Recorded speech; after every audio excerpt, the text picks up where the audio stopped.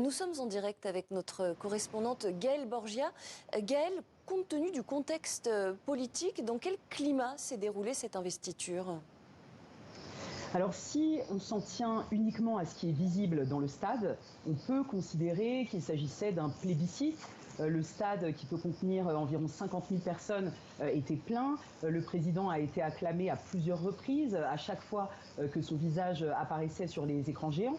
Mais si l'on regarde d'un peu plus près, on se rend compte que le climat est beaucoup plus tendu qu'il n'y paraît, ne serait-ce que si l'on parle du dispositif de sécurité. 6 000 éléments des forces de l'ordre étaient mobilisés, tous les points sensibles de la capitale étaient sous haute sécurité et l'état-major mixte national avait averti contre toute forme de déstabilisation. C'était il y a quelques jours lors d'un point presse. Donc des propos assez révélateurs finalement des craintes du pouvoir face à l'opposition. Je rappelle que ce processus électoral a été marqué par de nombreuses manifestations de rue qui ont été réprimées le plus souvent dans la violence. Une majorité d'acteurs et d'observateurs électoraux, 57 organes de la société civile, jusqu'à la présidente de l'Assemblée nationale ont fait front commun et demandé l'annulation et le report de cette élection qu'ils considèrent comme un simulacre de démocratie truffé d'irrégularités.